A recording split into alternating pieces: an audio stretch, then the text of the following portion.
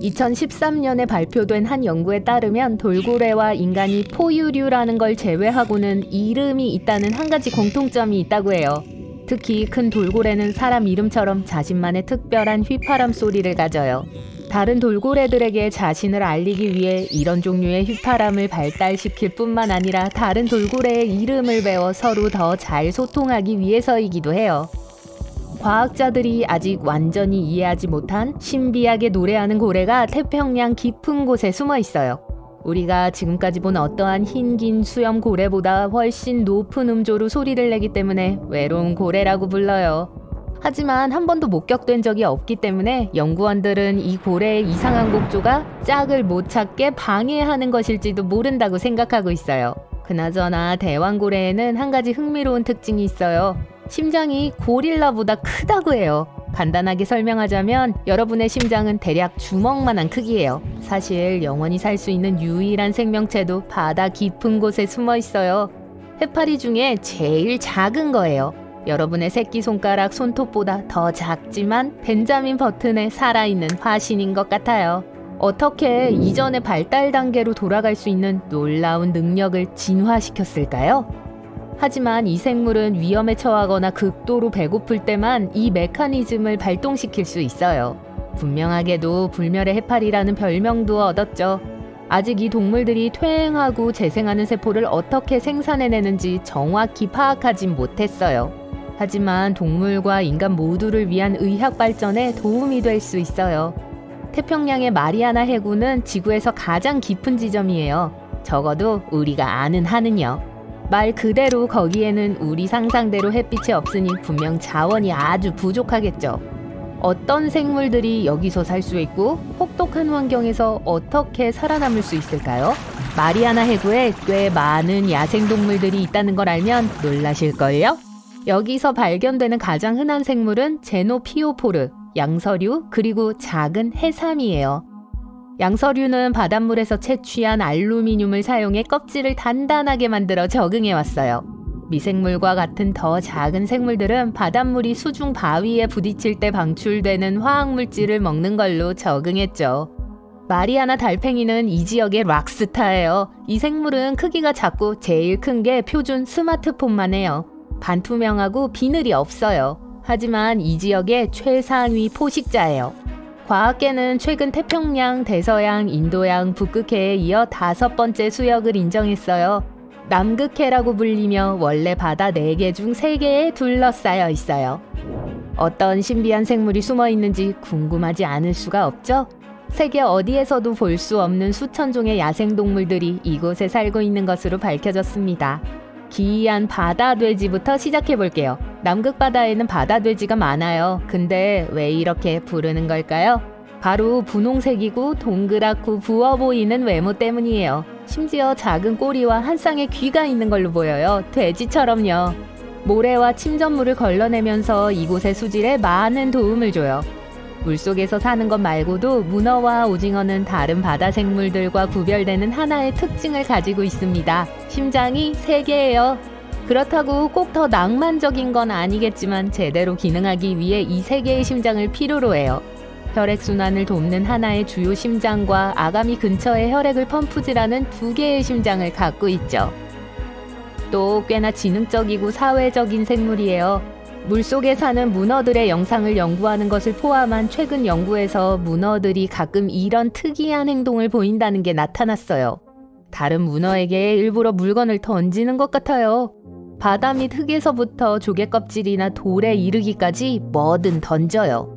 문어가 이러는 이유에는 여전히 논쟁의 여지가 있습니다. 하지만 대부분의 과학자들은 개인 공간을 지키기 위한 거라고 믿고 있어요.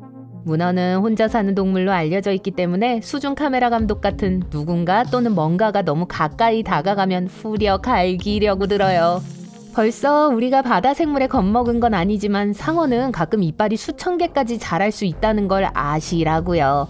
그리고 그냥 1-2천 개가 아니에요. 정확하게 말하자면 일생 동안 최대 3만 개의 이빨이 생겨요. 전 상어의 치과 의사는 되기 싫어요. 정말로요. 미인 대회에 참가할 동물을 찾고 계신가요? 마귀상어는 건너뛰는 게 좋을 거예요. 사실 종종 지구상에서 제일 못생긴 생명체라고 불리거든요. 불쌍해라. 주로 검을 닮은 긴 코 때문이에요.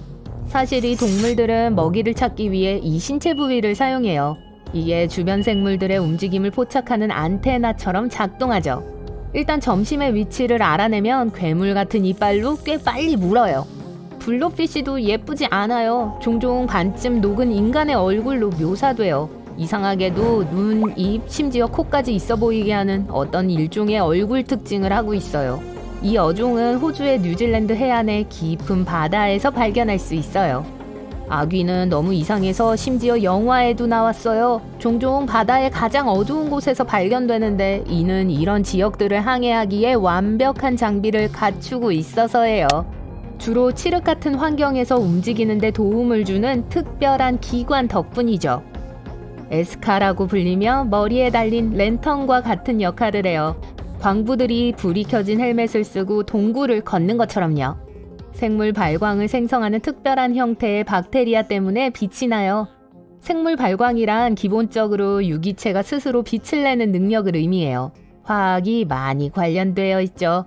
이 놀라운 능력을 가진 동물들은 루시페린과 루시페라아제라고 불리는 두 가지 화학물질을 사용해요. 그 둘 사이에 약간의 산소를 더해주면 짜잔! 빛이 나죠. 인도양과 서태평양의 심해에는 피콕 멘티스 쉬림프가 살아요. 언뜻 보기엔 사탕처럼 달콤하고 귀여운 동물로 생각할 수 있어요. 하지만 속지 마세요. 이 작은 동물은 펀치를 날릴 수 있어요. 진짜 펀치요. 두 개의 앞쪽 부속 기관으로 먹이를 펀치해서 먹이의 속도를 늦추는 걸로 알려져 있어요. 이세후의 펀치는 동물의 왕국에서 지금까지 보인 것 중 제일 빠른 움직임 중 하나예요. 아마 수족관 유리벽을 깨뜨릴 정도로 충분히 강할 수 있어서 반려동물로는 적합하지 않을 것 같네요. 흡혈 오징어는 오징어도 아니고 흡혈귀도 아니에요. 그럼 왜 그런 이름일까요? 물론 언뜻 보면 오징어처럼 보이지만 야생동물 전문가들은 흡혈 오징어가 8개의 팔과 2개의 촉수를 갖고 있음에도 불구하고 완전히 다른 동물처럼 정했어요. 흡혈귀 부분에 대해 말하자면 진짜로 동물 피를 먹진 않아요. 소극적인 사냥꾼에 더 가까워요.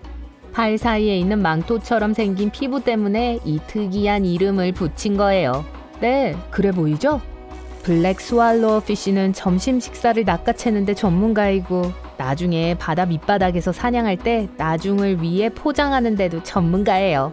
그건 스왈로어가 자기보다 훨씬 더 큰 먹이를 삼킬 수 있는 능력을 개발했기 때문이에요. 배에 포장용기 같은 역할을 하는 확장 가능한 내장이 붙어 있어요. 이 동물들은 먹이가 부족할 수 있는 심해에서 대부분의 시간을 보내기 때문에 이 멋진 특징을 필요로 해요. 정말 유용할 것 같네요.